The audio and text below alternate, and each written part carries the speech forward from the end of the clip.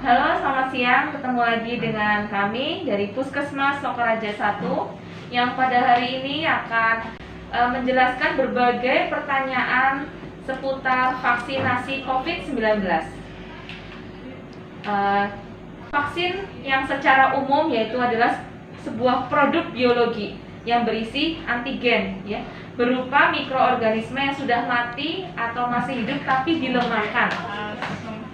Jadi yang diberikan kepada seseorang akan menimbulkan kekebalan spesifik secara aktif terhadap penyakit tertentu. Itu adalah pengertian vaksin secara umum. Dan vaksinasi itu adalah sebuah prosedur untuk memasukkan vaksin ke dalam tubuh dan untuk menstimulasi sistem imun dan akhirnya bisa memproduksi imunitas terhadap suatu penyakit.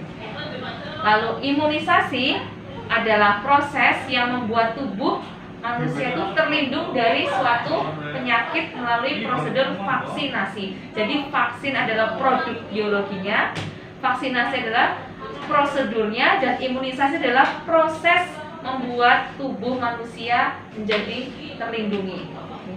Dan bagaimana vaksin bisa bekerja dalam tubuh? Ya, vaksin itu akan merangsang pembentukan kekebalan terhadap penyakit tertentu pada tubuh seseorang.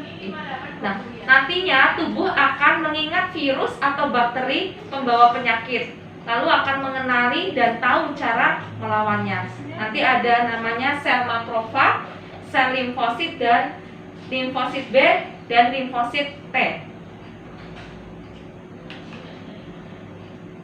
Dan apa yang dimaksud dengan kekebalan kelompok atau herd immunity? Kekebalan kelompok atau herd immunity itu merupakan situasi di mana sebagian besar masyarakat terlindung atau kebal terhadap penyakit tertentu. Jadi melalui adanya kekebalan kelompok itu akan timbul dampak tidak langsung. Dampak tidak langsungnya yaitu turut terlindungnya kelompok-kelompok masyarakat yang rentan. Ya, jadi yang bukan merupakan sasaran vaksinasi ini akan terbentuk kekebalan secara tidak langsung. Dan kondisi tersebut hanya dapat tercapai dengan cakupan vaksinasi yang tinggi dan merata. Jadi tujuan vaksinasi ini tidak hanya untuk memutus rantai penularan penyakit dan menghentikan wabah saja, tetapi juga dalam rangka panjang, yaitu untuk mengeliminasi bahkan mengeradikasi atau memusnahkan penyakit itu sendiri.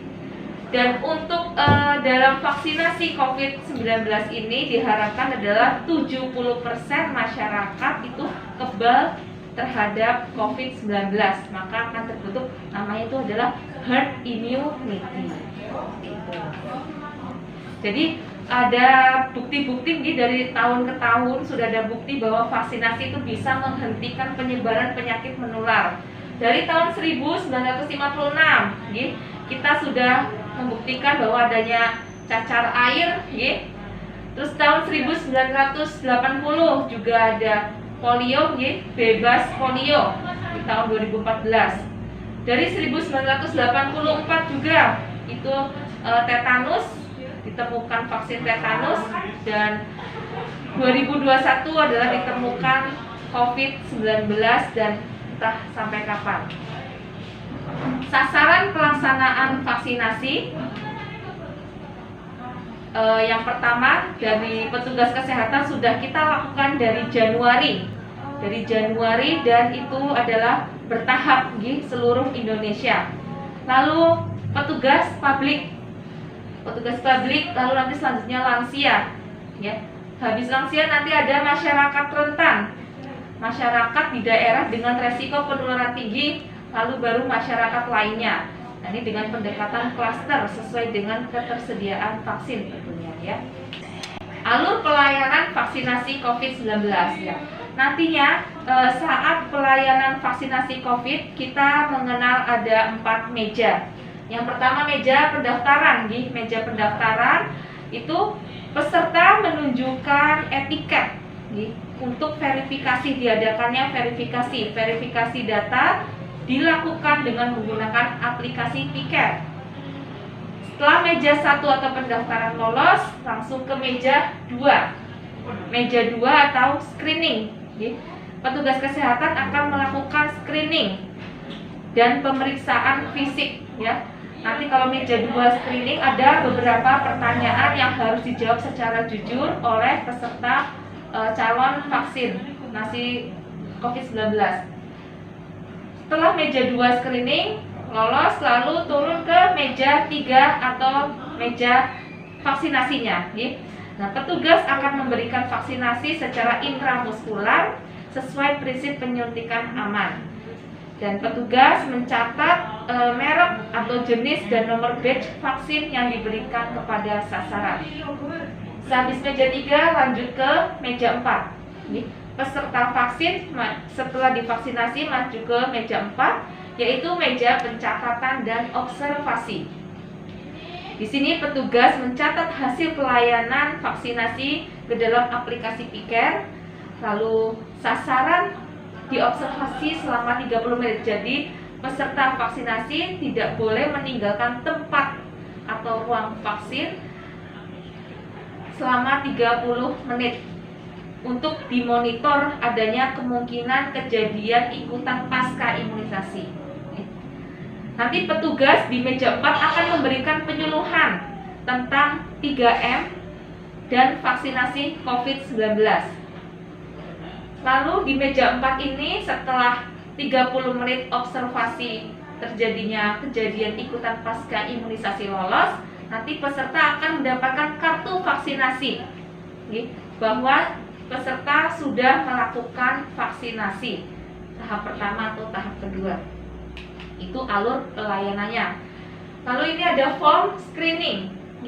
Form screening yang akan di meja 2 ditanyakan oleh petugas kesehatan. Ada kurang lebih 16 pertanyaan yang harus dijawab oleh calon penerima vaksinasi COVID-19.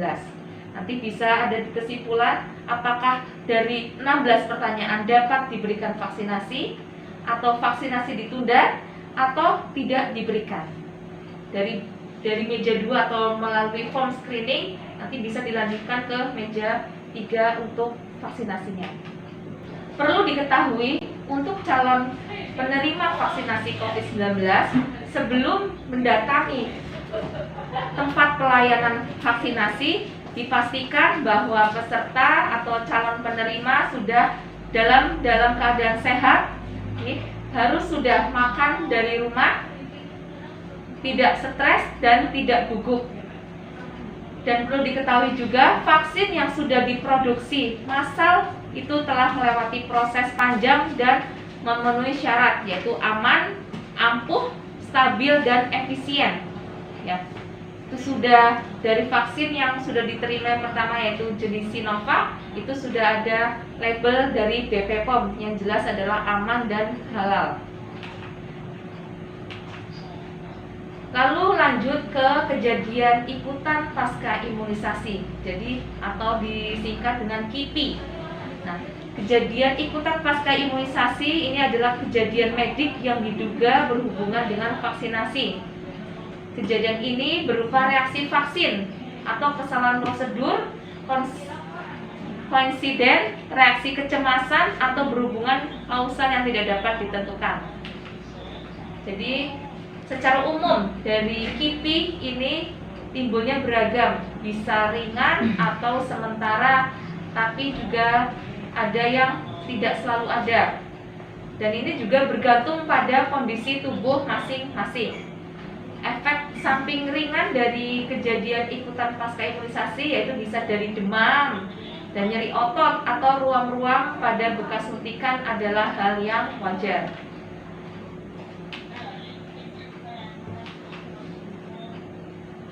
Jadi ada beberapa reaksi setelah vaksinasi, adanya reaksi lokal, ya, reaksi lokal, ada reaksi sistemik dan reaksi lain.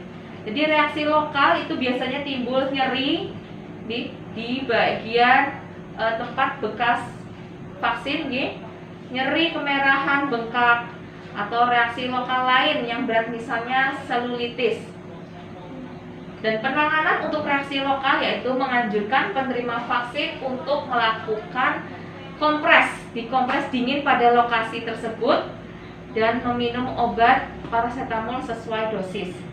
Dan untuk reaksi sistemik itu seperti demam, lalu adanya nyeri otot seluruh tubuh atau mialgia, nyeri sendi, bisa juga badannya lemah atau lemas, dan bisa menimbulkan juga sakit kepala.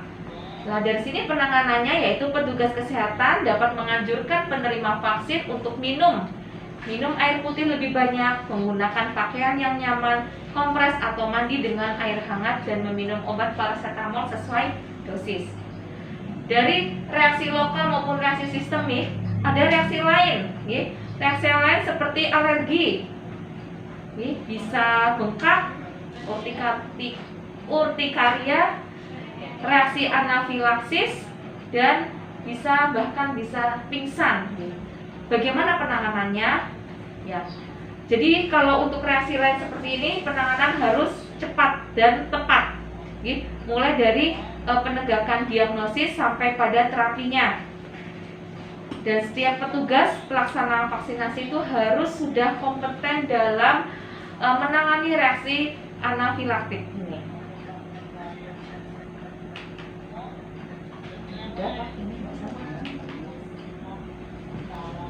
Jadi kepada seluruh masyarakat,